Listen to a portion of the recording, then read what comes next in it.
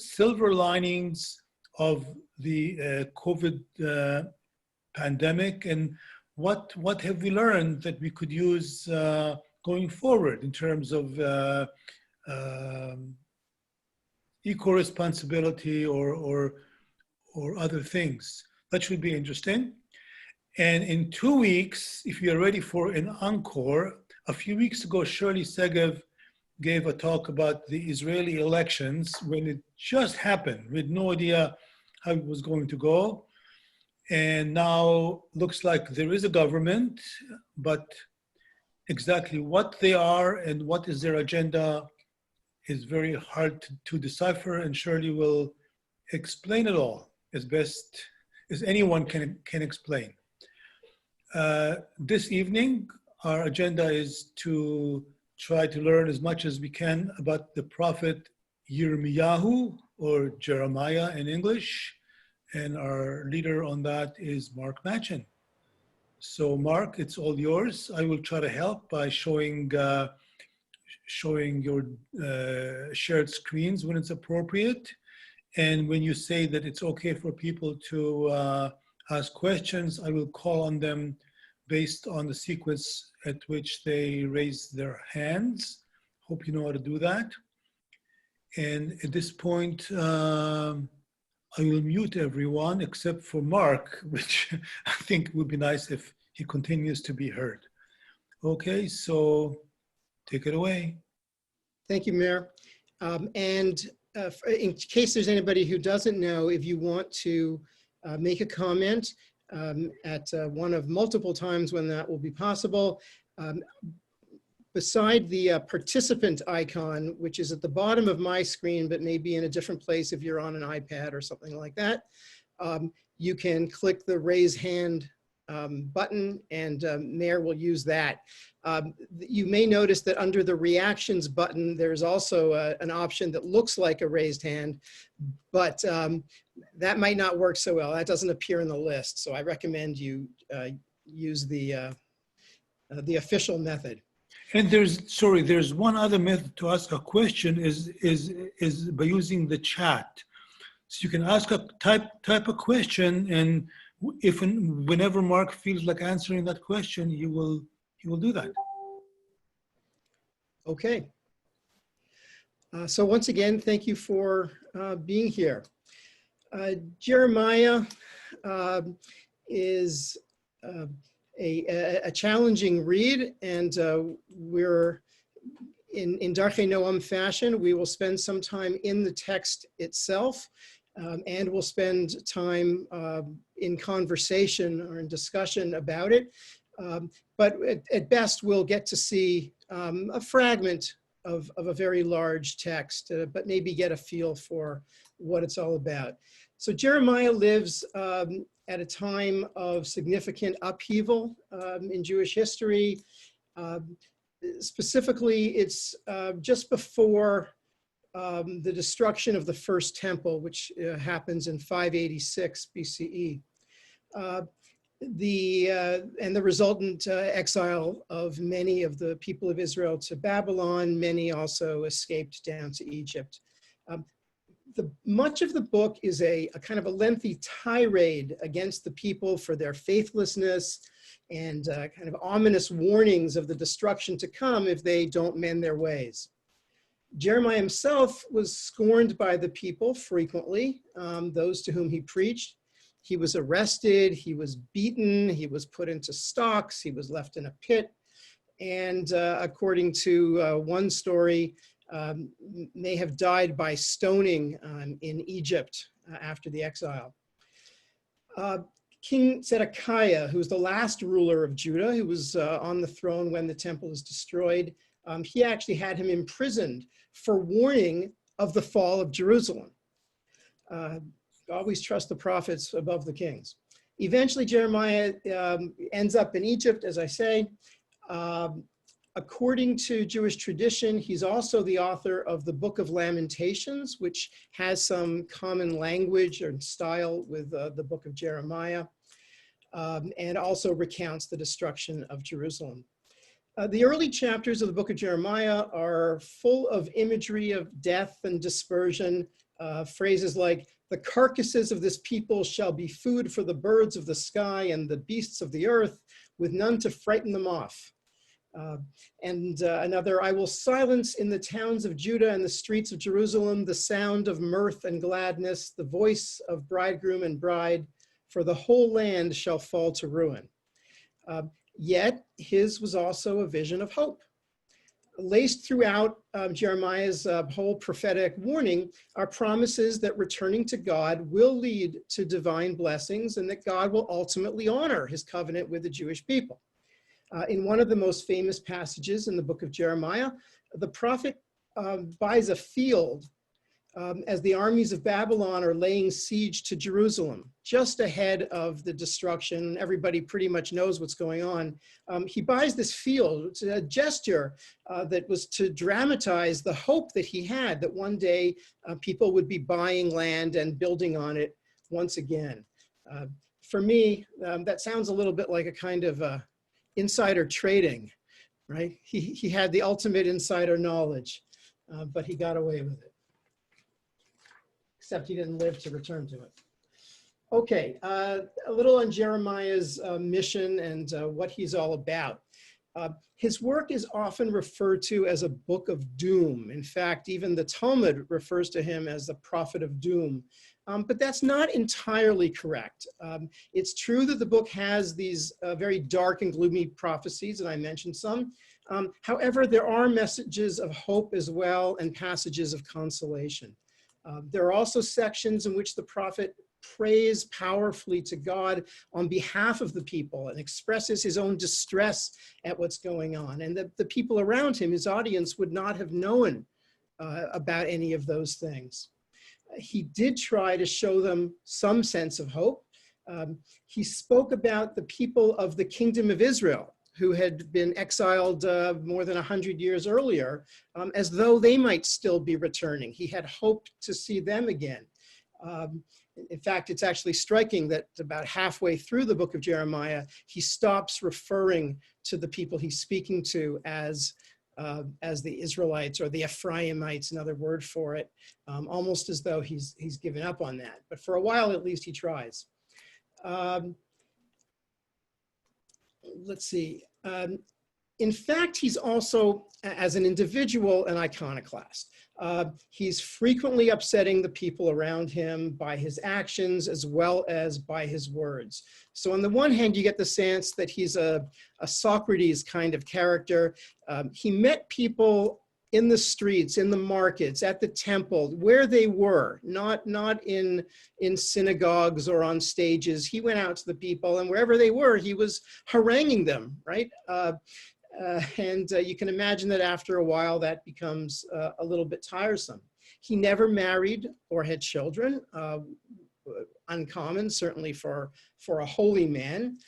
He lived generally apart. Lived a kind of solitary existence, except when he wanders out into the crowd. He's attended throughout by his protege, Baruch. He deserves mention as he's the one who actually did all the writing of the book of Jeremiah. In fact, one section of the book was dictated and written and then read before the king. It's a whole scroll of doom, and the king had it ripped to shreds. At which point Baruch went back and wrote it all again, but added more of this depressing material.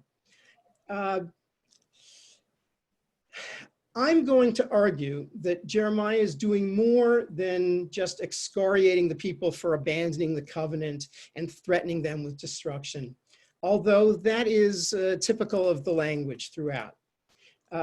I believe covenant in Jeremiah's terms means something different than we're accustomed to assume. It's a state of godliness that results from a life well lived. And therefore, all the laws of the covenant and even the sacrificial rites, and Jeremiah is of the priests of Anatoth, so he's one of those who manages the temple rites. But nonetheless, those rules, which certainly were central to Judaism in the day of the temple, are really just a structure for carrying ethics and modesty and fellowship. It's not that they're not important, but that by themselves, they do not uplift a civilization. Right? So I'm going to try to make the case for that. Now, it's not going to be possible to see even a representative sample of the 52 chapters of this large book. You'll be glad to hear. But we'll read some samples and get a feel for the language and the passion of the prophet, as well as some of his themes. And with each section we'll read, I'll open the floor to comments. Because there's a lot we'd like to cover, I'll ask you to try and keep your comments succinct and try to focus on one point at a time. And also to allow others to speak. We don't have a very large crowd, so it's not going to be a problem. I think that's all I need to say about that. But again, if you have a comment to make, just click on the hands up button or link or whatever it is. Okay, Mayor, could you share the screen, please? Okay, so that is a image of Jeremiah done by Michelangelo, 16th century. It's on the Sistine Chapel ceiling. Okay, slide. Slide. Spacebar. I'm trying. There you go. Oh, now you have to go back one. Okay. So I just want to situate the book of Jeremiah. The Torah is actually divided into 3 large sections, which I've listed along the left-hand side of the screen. So we call it Torah, Nevi'im, and Ketuvim. That is the Pentateuch, the 5 books of the Torah, followed by the prophets, which is actually a misnomer because it has a lot of historical writing, and then the writings, miscellaneous writings. The middle section, the prophets, I've listed in the center column. No, we're still on that. So there you go. Right. So the first section really is the history books. That's Joshua and Samuel and Judges and Kings.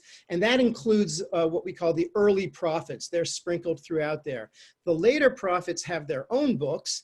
And the 3 on the right-hand side where I have the later prophets, the 3 big ones are Isaiah, Jeremiah, and Ezekiel. And then there are the 12 minor prophets. Okay, slide. This one's a little bit tough to read, but even just looking at the image, this is a chart of the kings and prophets of Judah and Israel. So what we need to know is that there was King Saul briefly, and then there was King David, and that's about 1000 BCE. There was his son Solomon who built the temple. And then things go sideways, and after Solomon is dead, the kingdom is divided in 2 with 2 separate kings, the north and the south. Israel is the name of the northern kingdom. Judah is the name of the southern kingdom. And you can see in that chart, even without looking at the names, that the chain of Israel is truncated and ends at around 720 BCE. That's when the Assyrians conquered the northern kingdom and exiled its people. And that's what we call the lost 10 tribes. Whereas the kingdom of Judah continued, and there likely would have been a large influx of refugees from the north after 720 into Judah. The part I have circled there is the time period that we are interested in right now, and I've got another slide that focuses in on that. So next slide, Mayor. Thank you. Just quickly, this is a list of the kings during the time frame of Jeremiah. So Jeremiah is active for quite a long time, for something like 50, 55 years. So he intersects with 5 kings, including Josiah, who himself was king for a long time, I think 40 years. So you can see there was Josiah, and then somebody who ruled for 3 months. That didn't work out. Another king, another 3-month candidate, and then Zedekiah, who rules up until the the destruction of the temple. And you see that Jeremiah continues to be active preaching in Egypt even after the final exile.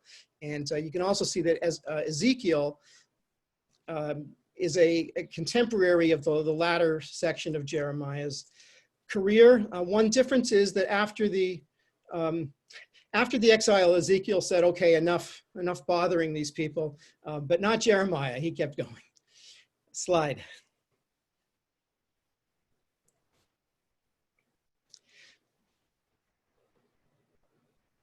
Thank you.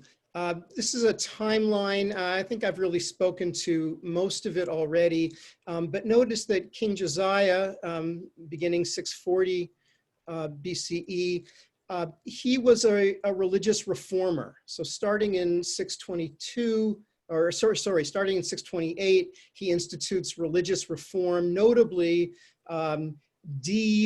paganizing much of the country because there was pagan worship going on throughout the country, and centralizing the temple worship in Jerusalem. That was his big project, and he's considered frequently the most righteous of all the kings of Israel, perhaps with the exception of David himself. There's also, during his reign, a brief period of actual independence. So they were subject to the rule of Egypt. Until then, Egypt is defeated by Babylon in battle, and there's a power vacuum, and Josiah finds himself independent, and that's probably what allowed him to institute the religious reforms. But then Babylon is ascendant and asserts its control, and that's the last time, actually, we have real independence in ancient Israel. The first Babylonian invasion happens in 597. Even though they'd been in control for a while, the Judaic kings felt the urge for some reason to revolt, and that didn't go over well. So there was an invasion with a minor expulsion of people, including the king. But then after a later war, came the major invasion of 586 and the destruction of Jerusalem and the temple. Okay, slide. Okay. So now I'd like to get into the text, and for each of the text selections that we're going to read, I'll have the text on the screen. This, by the way, this text comes from a website called Sepharia, if you're not familiar with it. It's a wonderful free resource that has the entire Bible, Talmud, and a great many other Jewish works available for free online, most of it in English and Hebrew, and with commentaries. Quite a wonderful resource. Okay, so what I'd like to do is read the very beginning of the book of Isaiah first, the first 10 verses. As is common for these kinds of works, it begins with a description of Jeremiah's call to prophecy, and a bare preview of his themes. Could I have someone who'd like to read these 10 verses that are on the screen? Or nobody can speak up. This time you can actually wave your hand. Mayor, can you see enough people? Or should I just pick on people? Maybe we'll do that. You have to go back one slide, Mayor. Suzanne, could you start us off with the first 10 verses on screen now? But you have to unmute yourself. Can you unmute yourself? I'll try to find you.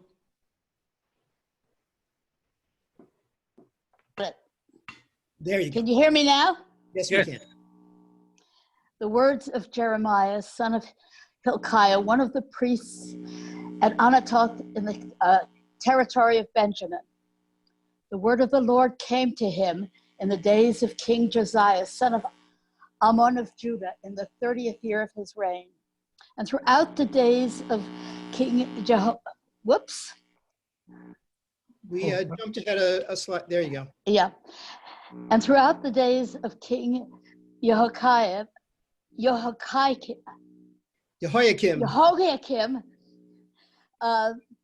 son of Josiah of Judah, until the end of the 11th year of King Zedekiah, son of Josiah of Judah, when Jerusalem went into exile in the 5th month. The word of the Lord came to me. Before I created you in the womb, I selected you. Before you were born, I consecrated you. I appointed you a prophet concerning the nations. I replied, "Oh, Lord God, I don't know how to speak, for I am still a boy." And the Lord said to me, "Do not say, I am still a boy, but go wherever I send you and speak whatever I command you. Have no fear of them, for I am with you to deliver you, declares the Lord." The Lord put out his hand, touched my mouth, and the Lord said to me, "Herewith I put my words into your mouth. See, I appoint you this day over nations and kingdoms, to uproot and pull down, to destroy and to overthrow, to build and to plant." Thank you, Suzanne. So, what do we see here? The typical pattern: he gets the call to prophecy. He resists the call. God reassures him that he was actually created for this role. It's actually a remarkable, famous phrase. Before I created you in the womb, I selected you. Before you were born, I consecrated you. And he gets this message from God of have no fear. And we'll see that Jeremiah is going to take this very much to heart and quite literally. But most importantly, that last verse, to uproot and to pull down, to destroy and to overthrow, to build and to plant. So right away, we see that this is not really going to be just a prophecy of doom. There's also an element of hope built right into it. Okay, next slide, Mayor. David, could I pick on you to read the next 9 verses? This is the first real prophecy. Okay, the word of the Lord came to me. "What do you see, Jeremiah?" I replied, "I see the branch of an almond tree." The Lord said to me, "You have seen right, for I am watchful to bring my word to pass." That's a Hebrew play on words, by the way, that we don't pick up in the English. Okay. And the word of the Lord came to me a second time. "What do you see?"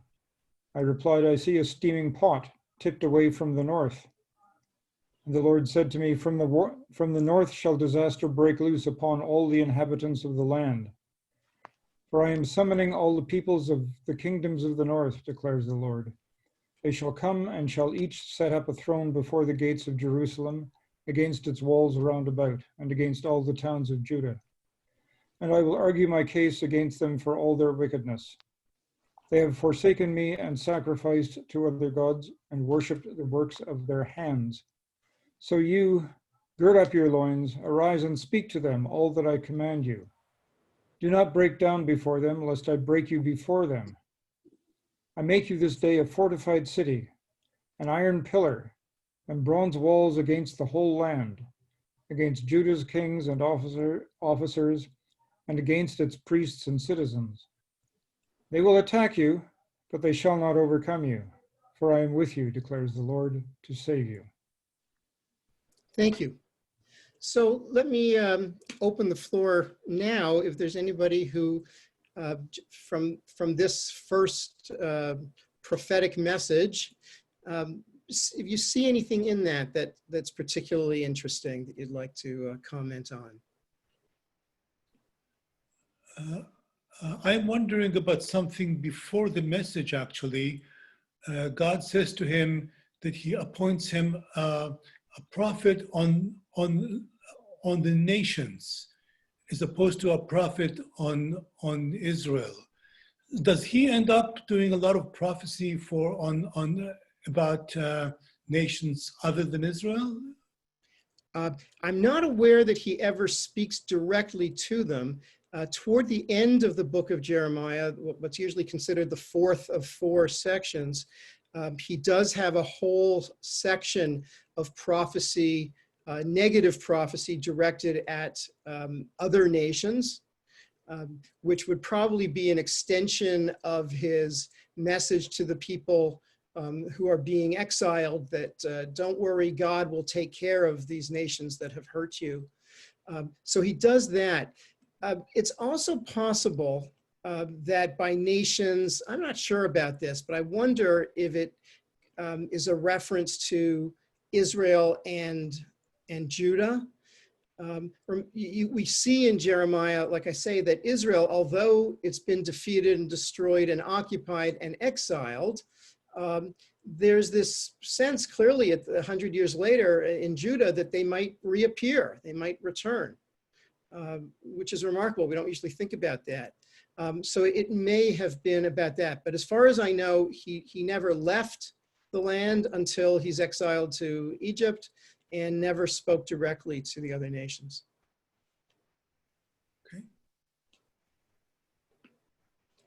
Okay.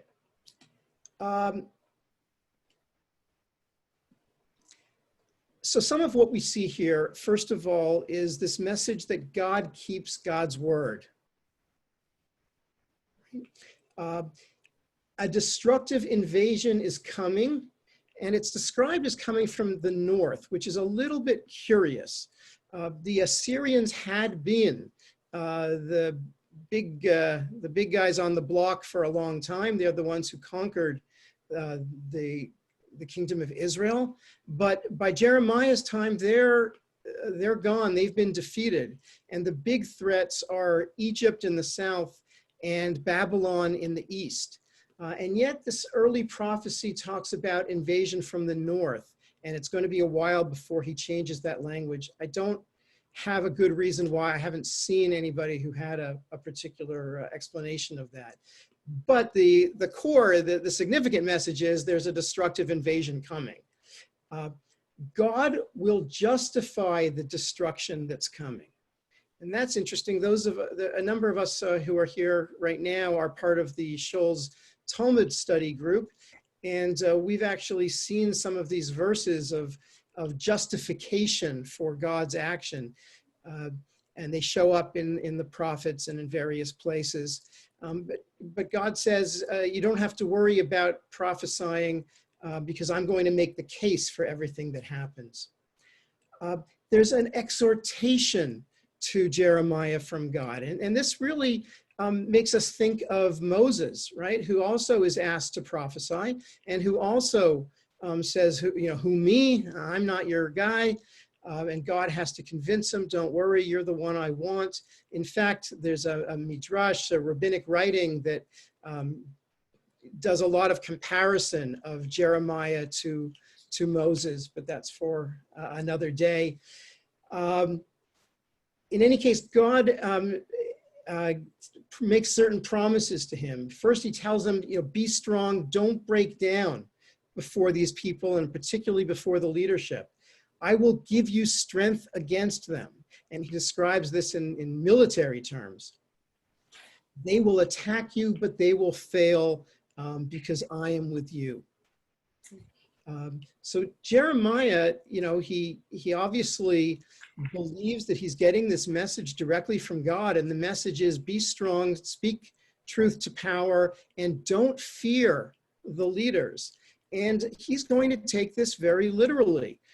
We won't dig into all of this today, but as I've indicated, he makes a nuisance of himself. He's not afraid to speak his truth against whomever it needs to be spoken. And if that means he's going to jail, or that he's going to be beaten or thrown into a pit, he's going to do that. In fact, toward the end of the temple period, during Zedekiah's time, things are bad.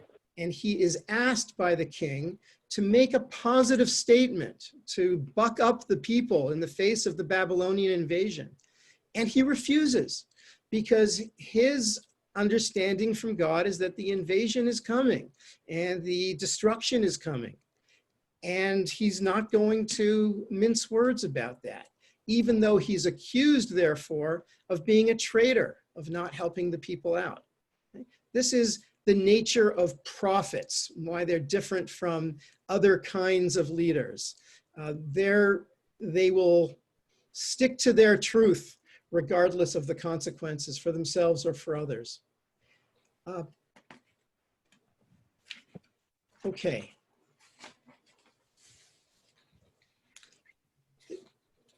A theme that runs through the book is God's distress at what God is having to do or being moved to do.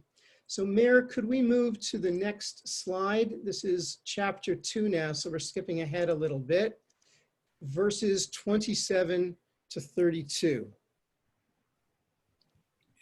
Am I in the right place? Yes, you are.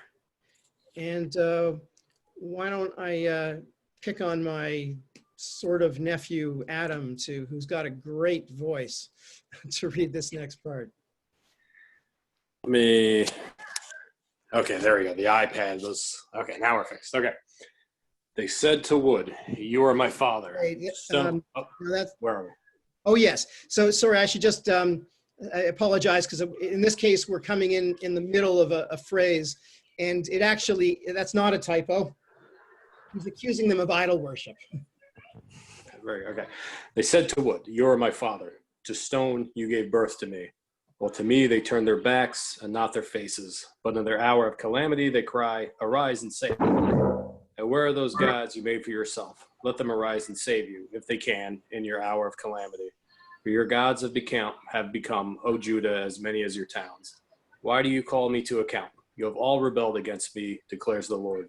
To no purpose did I smite your children. They would not accept correction. Your sword has devoured your prophets like a ravening lion. O generation, behold the word of the Lord. Have I been like a desert to Israel, or like a land of deep gloom?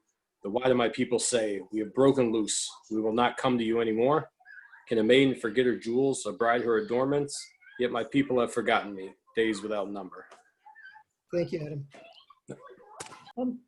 So to be clear, this is God speaking through Jeremiah, but these are God's words. So what are we hearing here? And in particular, if you want to focus on the tone, what's going on in this short passage?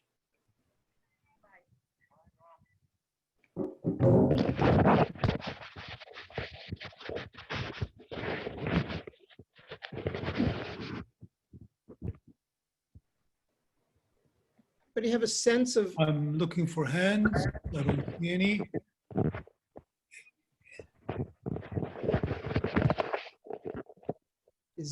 I think Gila's hand was up. Was it withdrawn? Oh, it was my hand. Can I talk to this? Please do. It's like there sounds like God has this bitter resentment. Look at after, everything I've done for you. Like, what are you're talking to a piece of wood, you're talking to a stone, and you're turning your back on me. Like, there's a bit of resentment. I don't know. Is the picture of God one of an insecure,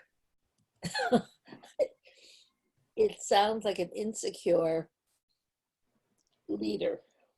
Yeah, I think that's a really good point. This is God speaking from the depths, as it were. We wouldn't be surprised to hear this tone from Jeremiah or another prophet. Yeah. But to hear it from God is quite striking.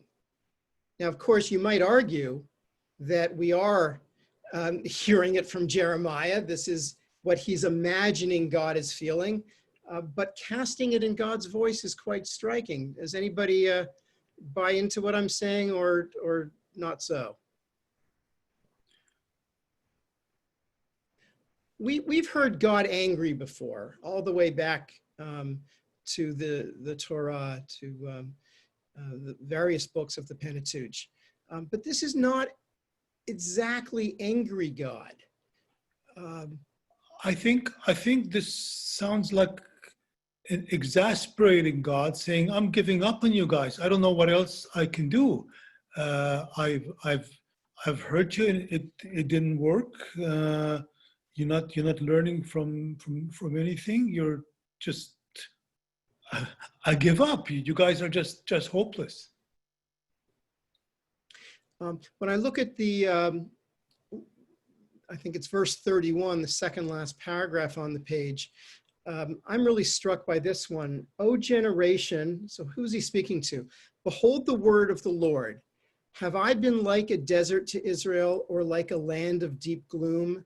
Then why do my people say? So he's referring to Israel in the third person, right? So he's talking to, I don't know whom. It's almost as though, you know, we're imagining God throwing out his arms and look, I don't know, does God look into the sky when God needs to express things like this? I'm not sure.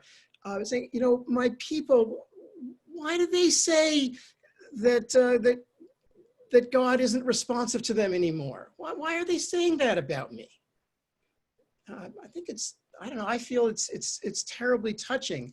And what may be significant about it here is that we have reached a crisis that we haven't really approached before, at least since the time that God said to Moses, I think I'm going to destroy this whole people and start over with you. And Moses has to talk God out of it. Since then, we haven't had a moment where the entirety of the Jewish people are at threat of destruction. The northern kingdom, I guess the majority of the people have been destroyed and exiled, but you know, a significant remainder is there. And now there's this threat that this is termination. This looks like the end of it. How did we reach that stage? Because if you read the history from, certainly from Judges right down to here, the people are never really all that good, at least not for any very long time. You have the occasional good king, most of them are rotten. The people never give up on their paganism. In all kinds of ways, they're disobedient. And God is upset all along, but keeps stretching it out, and now we're approaching the end. So to me, this tone that Jeremiah has God expressing is something new, and it's God at the end of God's rope. I don't know what to do anymore. I don't know what to say about these people anymore. Okay.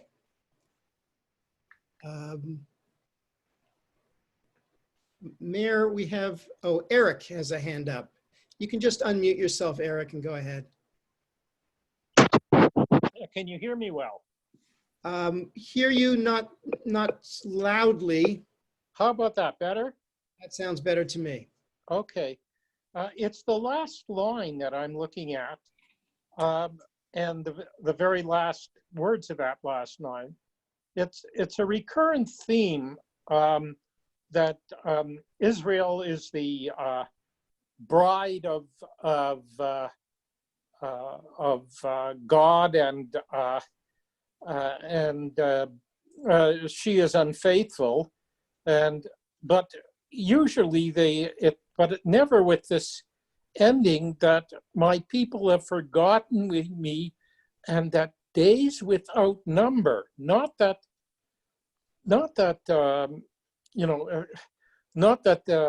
as in the other prophetic readings, that they will return. This sounds like days without number, sounds like really giving up.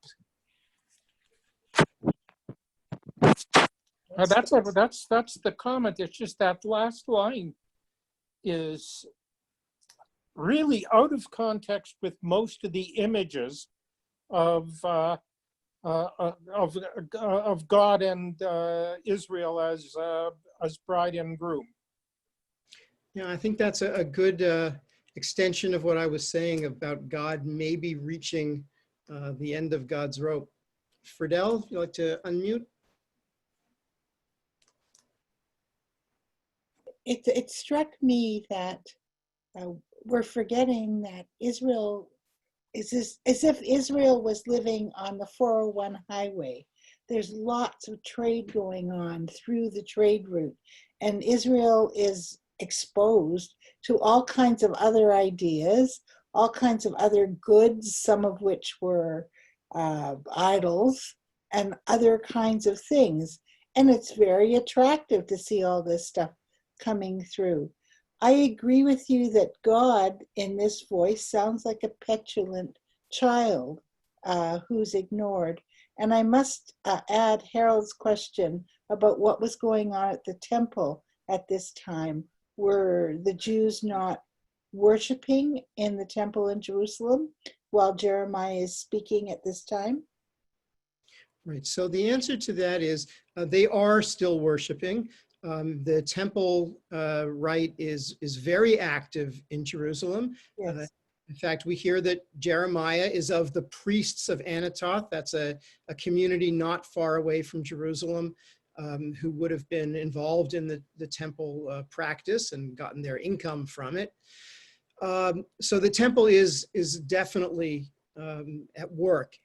That said, despite Josiah's reforms, which are not long before the final destruction. They come in, what did I say, 722, sorry, 622 or 628, and the final destruction is 586, so it's only about 40 years later. But after Josiah's death, things don't stay as he wanted them, and a great deal of paganism, if it ever was entirely eradicated, it returns.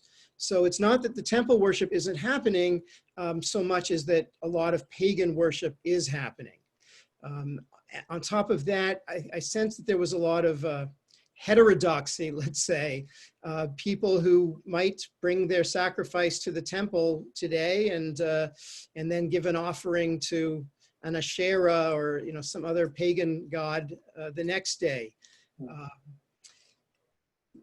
And God is interpreting that as them abandoning him, that you can't, that's not acceptable to have God as one of your selection of deities.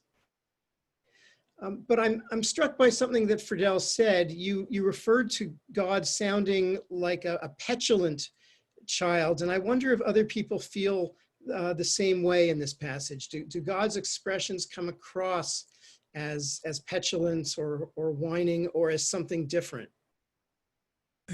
Henry has his hand up. Do you want to? It's Henny. Oh, Henny. Sorry, my iPhone is not as good as it should be. Sorry. Don't worry about it. I had it before. It's great to go along with others, like Fidel and others have said. He sounds petulant, but it has occurred to me, what is God complaining about, considering the fact that he is all-knowing, he knows exactly what people are like, and even though we have free will and free choice, there's so many paths you can go, it's all-knowing to God. So it doesn't sound like God to me. It sounds like somebody writing for God. Okay, two responses to that. First one is going to be a non-response. The first question you asked is too big a question for me to presume to answer. How does a God who is all-knowing and all-powerful complain about what ends up happening on the earth? I don't know. I'm not going to even try and take that on. If somebody else has some thoughts, you're welcome. Nonetheless, that is God's pattern. As to that, so now I've forgotten the last thing that you said, Henny. Could you repeat? It sounds more like somebody writing as though they were God from a human point of view. This is not an all, as you said, an all-knowing and all-powerful being. We're with someone with a being all-powerful, all-knowing, I would expect patience, leniency, understanding, guidance, not complaints. So we only have, correct me if I'm wrong, but I'm only aware of one instance in history, in biblical history, when God is said to have spoken directly to the people. And that was with the recitation of the Ten Commandments. And it didn't go very well.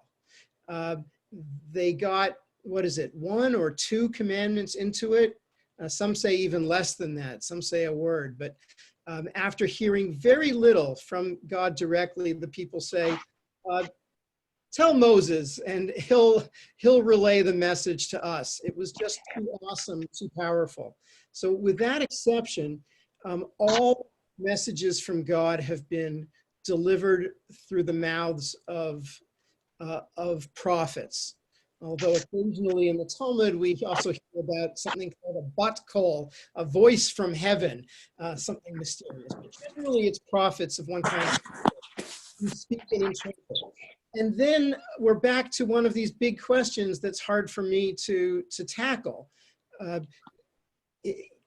When do we say it's God speaking? How does a modern Jew look at prophecy in antiquity? I don't know the answer to that. I have a way of making peace with it for myself, but I'm not quite ready to impose that on people. And Okay, you're going to have to make your own peace with it. yeah, I would like to speak to that for a minute. And Gila has her hand up. So once I have my say, I'm going to let Gila speak. Maimonides has a take on that. He says that whenever it says in the Torah or anywhere else that God spoke, it doesn't mean that God spoke. It means that the person that thinks he hears God, thinks he hears God. And it's as though God, these days you can think God has this a Wi-Fi signal that he sends out everywhere, and people who have good Wi-Fi receptors can receive it, and they try to make sense of what they're hearing. And sometimes they get it wrong. And the people with good Wi-Fi reception get it right. And I'm using this analogy. So you can believe that God is whatever it is that you believe. It can be this all-powerful person up in Mars or something inside you, but somehow you sense that you know what the divine wants from you. And this is because you sense it somehow, and I don't know how, and sometimes you get it wrong and sometimes you get it right. And that's when they say, for example, when Abraham thought he heard God telling him to go kill Isaac, he got it wrong. He didn't get the message right. He thought he heard that and maybe here. So this kind of Jeremiah is sincerely passing on the message that he thinks he's hearing. And I like that approach. And Gila, if you would like to say something, you can. Well, yeah, I agree with all of you. It isn't God speaking. It's however, Jeremiah is sort of picking up the feelings. Look, we're living in a time when just yesterday I was saying these words. I was saying, what, 50 years later, we're still fighting the same battle? Like, after all this time, have I been a desert to Israel? Have I been did all my marching and my, that I've done in my lifetime, is all that for nothing? So it's the same kind of thing. It's like a kind of a despair that nothing has changed. And I think this sentence over here where it says days without number is not referring to the future, but referring to what's been happening in the past. Like this has been going on forever. Not that it will continue to go on. Like Eric, it sounds to me like you're saying it will go on. forever, but I think that means the way he's whining is more talking about the past. This has been going on forever. Anyways, that's, I'm not saying anything new. You have time for more questions now. There's one more hand up. I also noticed Kathy made a comment on the chat that I thought was a good comment. And if you're able to share that with us, that would be nice.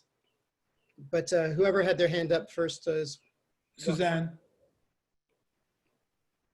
Suzanne?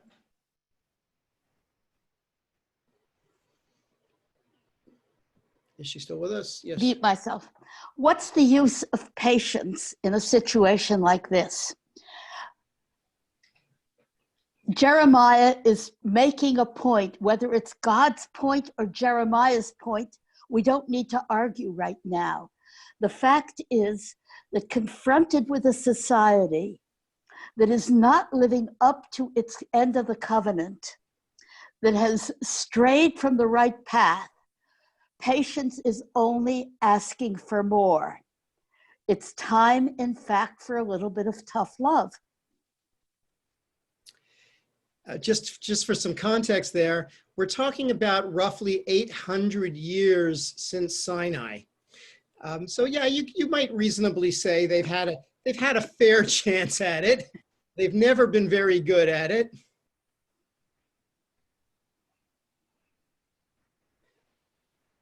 Suzanne, did you want to share that comment? I thought I had. I'm sorry, I meant Kathy, I apologize. Yeah.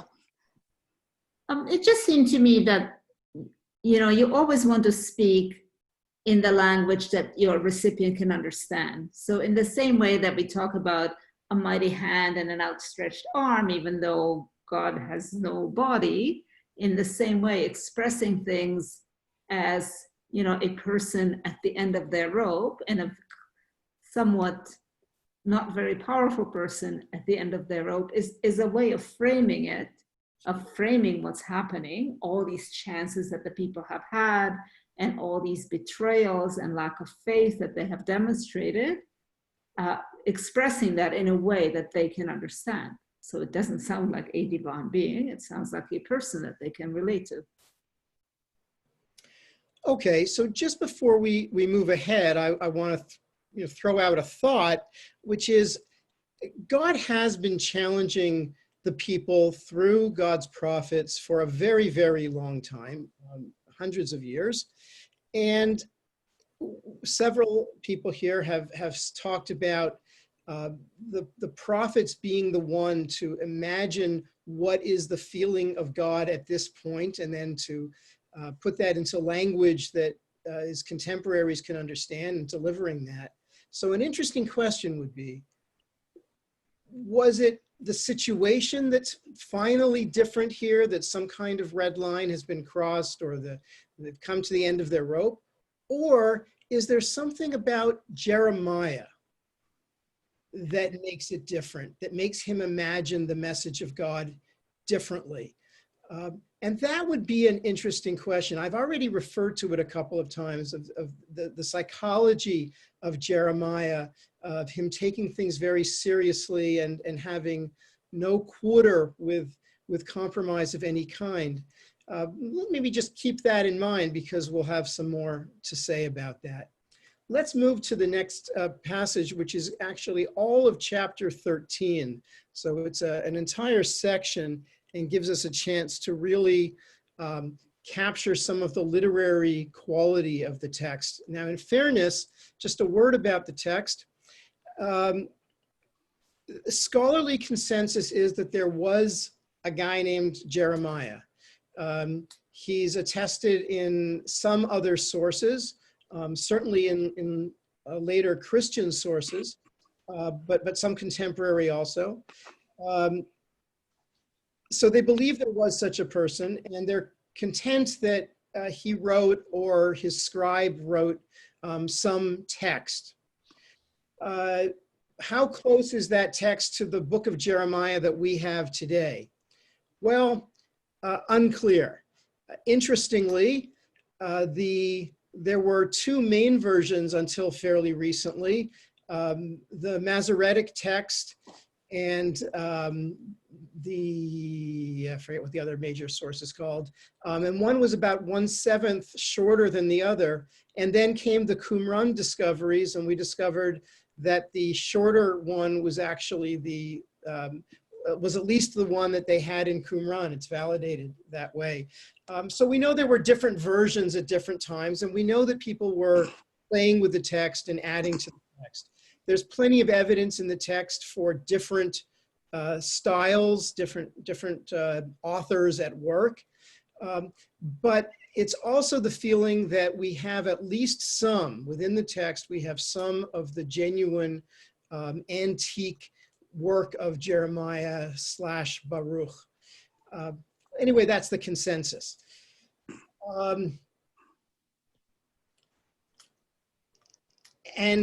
Sorry, another word about it. There is a great deal of poetry. There is a great deal of prose in very creative fashion. It's highly stylized.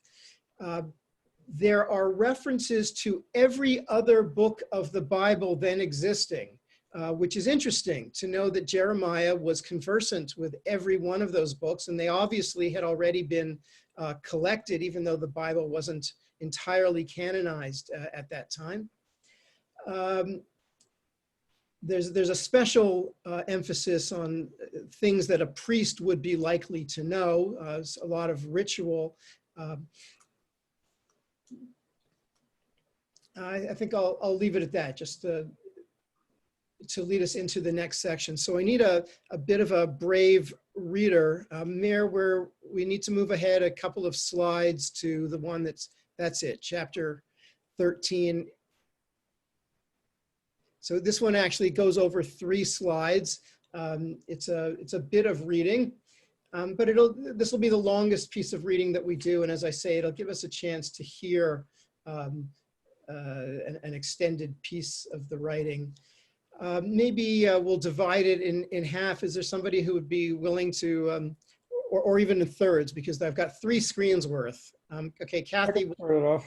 Kathy will take the first third, David the second, and I think I saw Friedel waving for the third.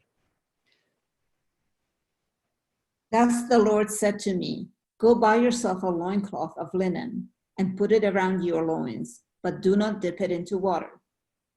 So I bought the loincloth in accordance with the Lord's command and put it about my loins. And the word of the Lord came to me a second time. Take the loincloth which you bought, which is about your loins, and go at once to Perath and cover it up there in a cleft of the rock. I went and buried it at Perath as the Lord had commanded me. Then after a long time, the Lord said to me, go at once to Perath and take there the loincloth which I commanded you to bury there. So I went to Perath and dug up the loincloth from the place where I had buried it and found the loincloth ruined. It was not good for anything. The word of the Lord came to me. Thus said the Lord, even so will I ruin the overweening pride of Judah and Jerusalem. This wicked people who refuse to heed my bidding, who follow the willfulness of their own hearts, who follow other gods and serve them and worship them, shall become like that loincloth, which is not good for anything. Okay, so just before David takes over for the next slide, one thing that's worth asking ourselves is, what exactly is God mad about?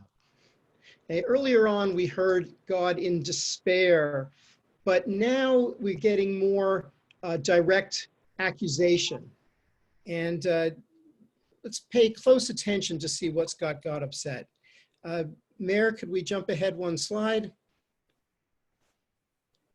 And David.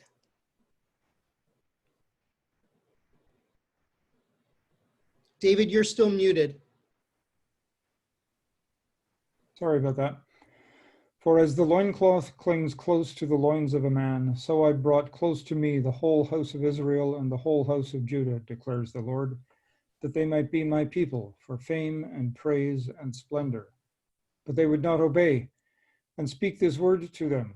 Thus said the Lord, the God of Israel, every jar should be filled with wine, And when they said to you, don't we know that every jar should be filled with wine? Say to them, thus said the Lord, I am going to fill with drunkenness all the inhabitants of this land, and the kings who sit on the throne of David, and the priests and the prophets, and all the inhabitants of Jerusalem. And I will smash them one against the other, parents and children alike, declares the Lord. No pity, compassion, or mercy will stop me from destroying them. Attend and give ear, be not haughty, for the Lord has spoken. Give honor to the Lord your God before he brings darkness, before your feet stumble on mountains in the shadow. When you hope for light, he brings darkness before your feet stumble on the mountains in shadow when you hope for light, and it is turned to darkness and becomes gloom. For if you will not give heed, my inmost self must weep because of your arrogance. My eye must stream and flow with copious tears, because the flock of the Lord is taken captive. Say to the king and the queen mother, sit in a lowly spot, for your diadems are abased, your glorious crowns. The cities of the Negev are shut. There is no one to open them.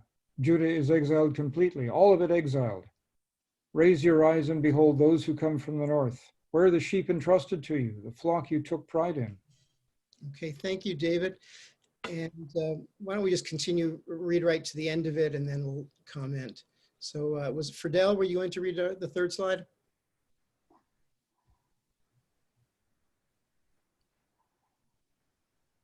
That's it. Friedel, sorry, you're still muted.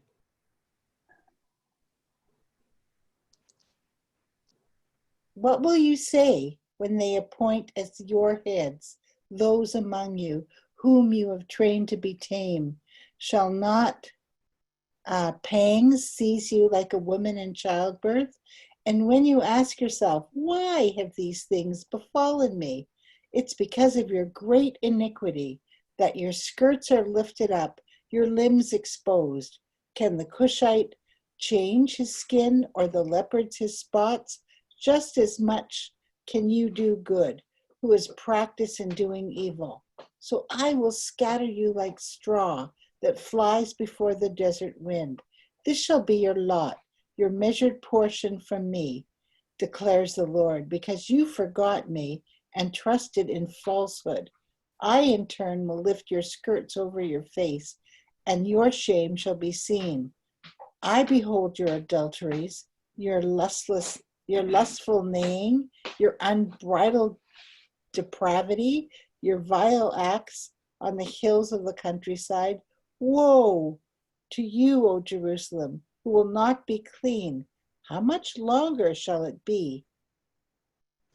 You know, Friedel, you just, in your reading, you did something funny with that last line, because I was... What did you wrong? No, nothing wrong at all. It was just sort of funny. I was going to, being an English teacher, I was going to talk about some of the literary devices here, one of which is a repetition of types. So in that last verse, you get your lustful neighing, your unbridled depravity, where at least in English, unbridled and neighing are both horse images. And then as you kept reading it, you said, woe to you, O Jerusalem. Sorry. I might be reading in there, but okay.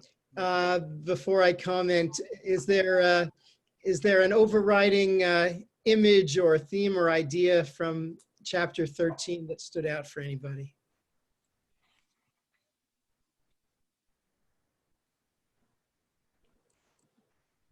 Nothing yet. Maybe I need to key it up a little bit. How do I do this, participants? I lift my hand. You are still unmuted, Suzanne, and probably don't want to be. David, your hand is up. Yeah, it's hard without the text in front of me, but this seems to be a continuation of what was being said in chapter 2. That was, a lot of this is just transactional. You know, I didn't wind up, I didn't leave you in the desert. I didn't show you gloomy places. Why haven't you responded the way you should have? And here again, he's saying, here, rationally, here are all of the things that should have caused you to obey and to follow me. and you're not doing it. And it's impossible to understand why you're not doing it, because this is the way it ought to work, and I can't understand a process by which it doesn't work. And for that reason, I'll scatter you like straw that flies before the desert wind. Yeah, I'd agree with you that we are getting an extension, and we've skipped over 11 chapters, but it's more of the same, of this kind of complaints from God. And yet I think that in this chapter 13, there are some subtle, specific issues that are arising within that larger frame. Sid, I think it's you.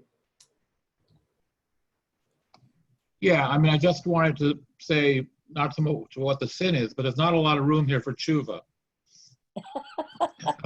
You know, can the leopard change its spot? Can the Cushite change its skin? You know, just as much hope of that happening as you doing good. So it's a very fatalistic viewpoint. Right, which is, as we were talking about, we seem to be at this end of the rope after 800 years. Yes. I wanted to point out earlier that he starts his prophecy of gloom in the kingship of Josiah, who's supposed to be a good king. But his basic message is there's so much accumulated badness that a little bit of goodness isn't going to help you at this point anyways. Right. Fair point. Although it's also worth pointing out that it's very hard to date the particular prophecies within the book of Jeremiah. He says things like, I said this during the reign of King Josiah. Well, that could be a 30-year period. And other things are not dated at all. So it's a little bit hard to know, but still your point is well taken. Eric, you need to unmute yourself. First of all, the question of how long the book of Jeremiah is and the Qumran scroll, but Jeremiah was in Egypt, and he was most likely to be familiar with the Septuagint, the translation into Greek of the Torah, and it may be that may be the longer version. The other thing is the last line there. This was a cross-cultural traditional punishment for adultery or lack of virginity, was to publicly display the genitals of the woman who had done the act. And it happens across the whole ancient Near East, and here it is again. And that's those are the two comments I was going to make. Thank you. Gila? Gila? Could I have the slide, the second slide, like if we're looking at the third one now? Yeah, like, is this a portrait of the people, a portrait of Jeremiah, or a portrait of God? What kind of a person or character is God when you look at this? For they might be my people for fame, like why do I have my people? For fame and praise and splendor. Is he talking about they're my people so that I will have fame, I will have praise, I will have splendor? Like it's like a megalomaniac talking. Yeah, that's a good point, and it's extension of what we've been saying.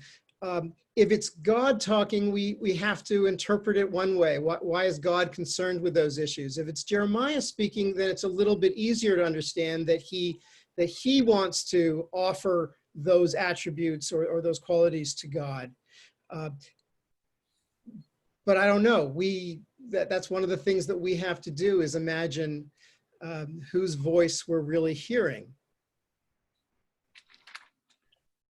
The character that comes out from this chapter is a character that neither the people, neither Israel, nor God, nor Jeremiah are people of value, are characters of value.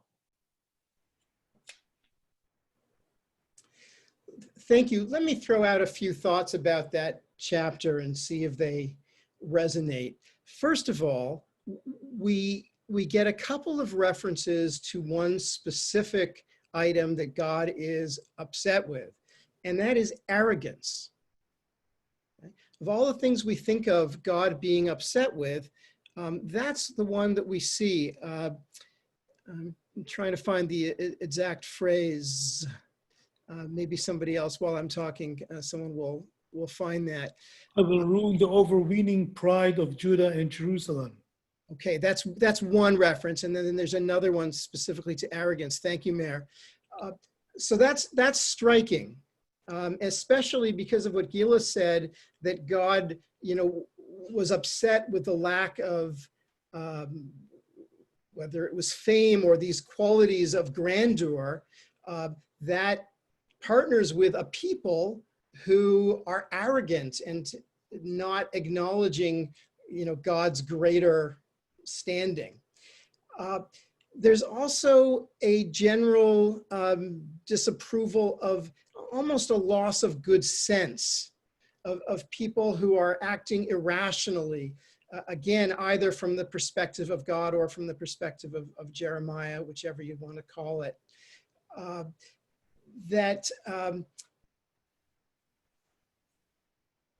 God almost feels, you know what, there's no point anymore in arguing. There's no response to rationality anymore. And that might be part of our, a clue as to why now God is out of patience. God makes a comment that again takes us back to the Moses story. If you remember, I think it's at the 6th or the 7th plague. Up until then, we'd heard the same formula that Pharaoh hardened his heart and would not let the people go. And then the language changes in around the 6th or the 7th plague, I forget. And it says, God hardens Pharaoh's heart. And the rabbis jump on that and say, why is it changing? And how is that fair? How do you punish Pharaoh if God is hardening his heart? And the common answer that the rabbis give is that you get so deeply into a pattern of behavior that you can't break out anymore. And that's exactly what God is accusing them of here. So Sid points to the famous line, right? Can a leopard change its spots? That's the point that God is making here. You can't come out of this pit anymore. I can't help you anymore. I guess 800 years was just about as long as you could continue to hope that there was a chance for redemption. In the last verse, we hear adulteries, lust, and depravity, right? The line is, I behold your adulteries, your lustful neighing, your unbridled depravity, your vile acts on the hills of the countryside. It feels as though God may not be, in this case, concerned with the specific sin of adultery as we have it from the Bible, but rather that these are metaphors for boundless excess, heedless gluttony, pure desire. Pure desire has taken over, and this is going to be a focus for God. This attitude as opposed to a specific biblical infraction. For Jeremiah, the core of all sinning, and we see this over and over, is with this excessive self-regard, with greed, with a personal desire, putting that above all else to the point of losing sense about it. There's also mention of turning from God, and that's referred to in terms of decency and morality. So I'm pushing it a bit. But even at this time in Jeremiah, we might say that God, rather than thinking of God specifically as the being, God is the accumulation of decency and morality. And when those are left, God is left. It's automatic. What is the harsh punishment offered here, or the harshest punishment? Eric referred to it. It's shame and loss of dignity, which is a neat fit with, if that's true, that the greatest sin is overweening self-regard, then the appropriate punishment for that is going to be the loss of dignity. Okay? So we'll keep looking for those themes, but I think that in chapter 13, we're beginning to get more of a focus on what specifically is upsetting God. Jeremiah delivers some of his real power here. Okay. His prophecy is not just about breaking the covenant, although he expresses it in that language. It's about turning away from a life of decency, which is what the covenant sought to embody. The core of the covenant is sacrificing one's personal wants for the greater good. The core of rebellion is elevating self-regard above all else. Before I move on, does anybody want to challenge me on that? Or can we use that as a, okay, let's see if that flies? Okay, I just want to point out it's about 10 to 9, and I think we're targeting approximately 90 minutes. So there's no cutoff, but just if there's something that you really want to hit, Mark, maybe you should kind of. Thank you. I wasn't paying attention, so I appreciate that. Time. I remember when you asked if 1 hour would be enough. And I'm kidding. Well, mind you, we did get started a little bit late. Yeah. Okay, so let's see. What can I skip here?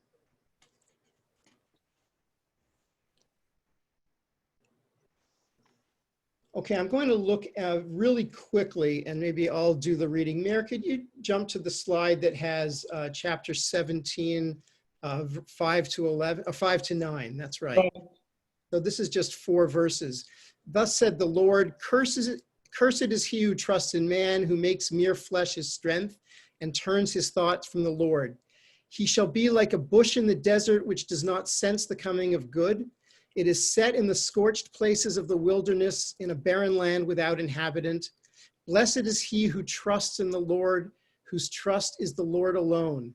He shall be like a tree planted by waters, sending forth its roots by a stream. It does not sense the coming of heat. Its leaves are ever fresh. It has no care in a year of drought. It does not cease to yield fruit. Most devious is the heart. It is perverse. Who can fathom it? So I'm going to try to make a lot out of these couple of verses. Here's what I want to say.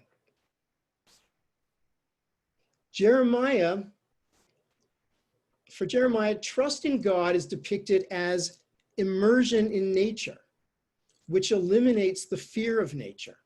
Okay? Trust in man is depicted as separation from society and from nature. So we get this contrasting, the evil man is like a bush in the desert, and the righteous man is like a tree planted by waters. Jeremiah is not really explaining what faith and non-faith are, okay, which is the way it seems to read. What he's doing is imagining 2 ways of living life. He explains why a life of humility toward others and toward the earth are not just right, but good. In reaching for less, we gain more.